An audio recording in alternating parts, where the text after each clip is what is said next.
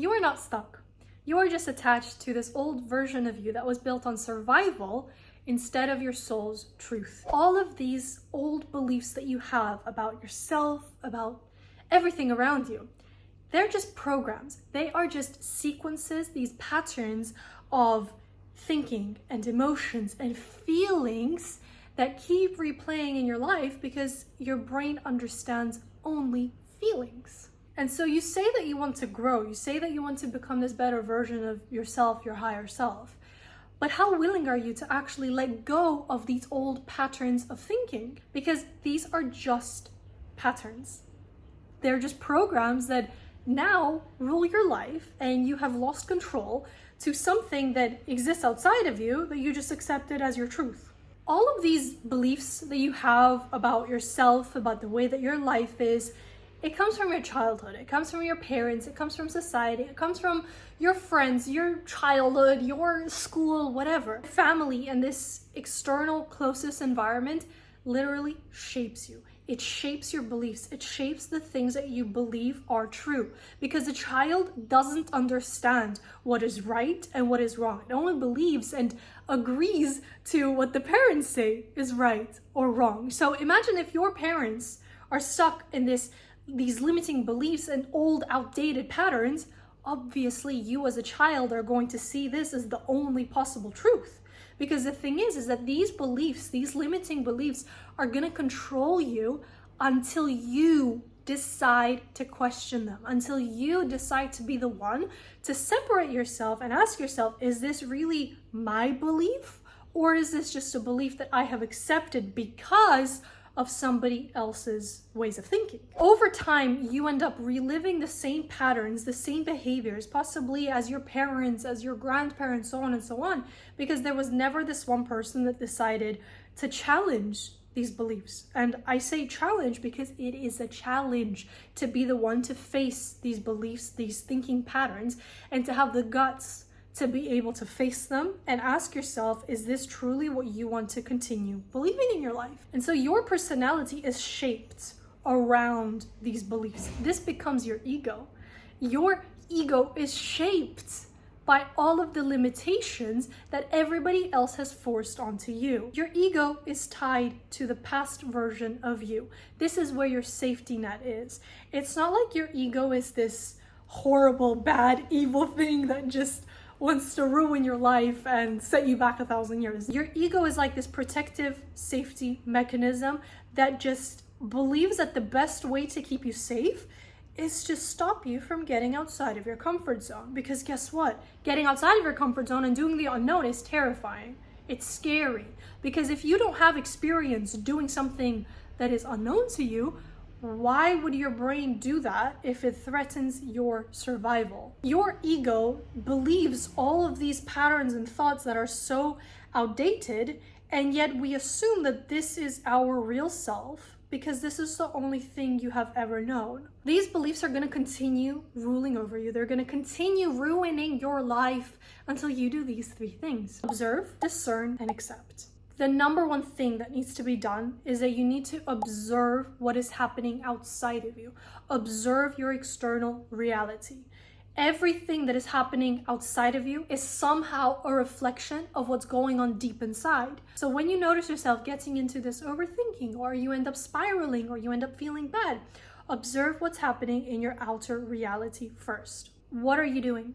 How are you feeling? Where is this feeling in your body? What triggered it? What is happening outside of you to lead to this emotional reaction right now? Step 2 is discernment.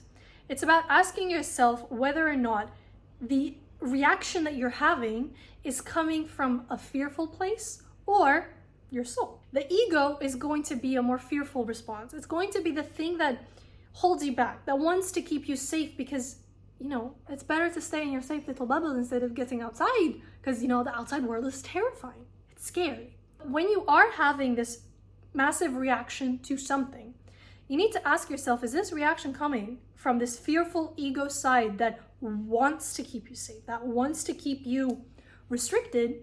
Or is this reaction coming from your higher self that is simply excited and can feel this excitement? The way that I separate the two is where I feel it in my body. my ego reaction is always going to be in my head. Like my head is going to be racing and I'm going to be overthinking and worrying and coming up with 100 excuses why not to do something.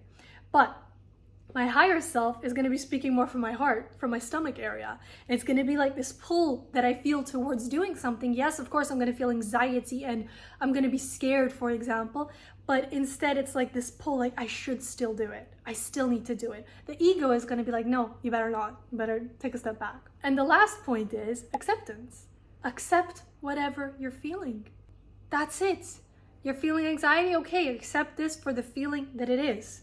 But observe it. Instead of attaching yourself to it, instead of attaching to this feeling and giving it more meaning, accept it. See it for what it is in your body, and that's it. And so when situations happen in your life that you have a massive reaction to, just follow these 3 steps. Observe, discern, and accept. That is it. That is going to keep you on the right path towards your higher self. Every single new belief that you try acquiring is always going to be mirroring something that you believe about yourself, about your value. If you have these beliefs that you're not good enough, that you have to work really, really hard to make money, or that you have to earn love, or anything like that, do these beliefs that you have actually serve the new version of you that you are becoming? Because your higher self is already attached to these new beliefs that you have about yourself, about life, about the way that things are. And so in order to get to this higher self, new version of you, again, observe, discern, accept, but also shed these negative feelings, these negative associations to the old, outdated version of you, because your brain only knows this old, outdated version of you. It doesn't know what the higher self is yet unless you instruct it, unless you tell your brain specifically that this is the new patterns, this is the new wavelength that I am living on. You need to get rid of everything else that has accumulated in the past. You need to shed it. You need to let go of it. The best way to let go is just simply cry it out. Let it out, journal it, scream it out, whatever. Have a full body experience of letting out these attachments and these old feelings. Because if you think about it, your brain has accepted them to be part of your reality. How do you get rid of something that is in your reality? You take the trash out. If you have trash at home, you need to take the trash out. Makes sense. So if you have accepted all of these beliefs about yourself, take the trash out. Let go. Release them. Release these pent-up negative feelings in any kind of way that feels good to you. And so what I want you to do is write down the beliefs that you have about yourself, about money, about love, about family, whatever. Write down the beliefs that you already have. And then ask yourself, is this my belief? Is this really my belief? And does this belief support the person that I am becoming? The old version of you is the familiar you. And becoming this newer, higher self, yes, it's scary, it's terrifying. So you need to shed the old and grieve it. It is okay to miss the way that things have been in the past, but does that reflect with the person that you are becoming? You need to grieve this old version of you, and it's okay to cry it out. It's okay to miss it. That's fine. You have spent so long being this old person thinking that this is okay, but now that you are on this path of spiritual personal growth, you are becoming a new person. And if you don't give yourself this time to just grieve the old version of you that no longer exists, then that person, then that feeling is never going to be reintegrated back into you. But please don't get stuck in this pattern of always analyzing, always digging deep into shadow work and understanding what these patterns are and trying to discover what this new issue that you have and what is unhealed about in your past. Like, you can spend a whole entire lifetime stuck in this analysis paralysis, but you still need to let go. You still need to let go. And at some point, you have to do the thing, the letting go, the moving on, releasing. And with releasing, it's not even about fixing, because as you go on this path and you are discovering old ways and old patterns and everything, a part of you obviously is going to want to fix them. To be like, oh yeah, I have discovered this negative limiting belief from my childhood. I need to heal it now. No, you don't. You don't need to heal anything.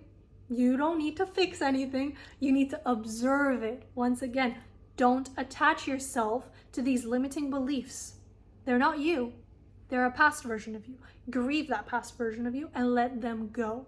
Of course, healing is important, but so is letting go. So is moving on. It does not mean to let go and just forget it ever existed. No, this was a part of you.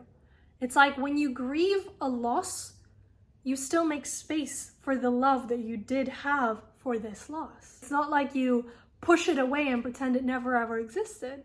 Because this is where a lot of issues happen, and this is where a lot of the time people fall back into old patterns and old ways of thinking, is because they never released, they never felt, they never allowed themselves to truly feel what it means to be this old person, this old version. The old version of you is going to feel familiar. This is the thing that was the most familiar to you, and you have spent most of your life living this way. But do you want to continue living this way? Do you really want to continue being the same old person with the same old values, the same old beliefs? Is that going to serve the new goals that you have for your life, the new way of thinking, the new patterns, the new everything in your life? If no, then it's okay to let go. It's okay to move on. It's okay to step into this new version of yourself, but this needs to be done with so much love and appreciation for the person that you used to be in the past. It's not about pushing this version of you that has existed and like pushing them away and pretending it never existed. No.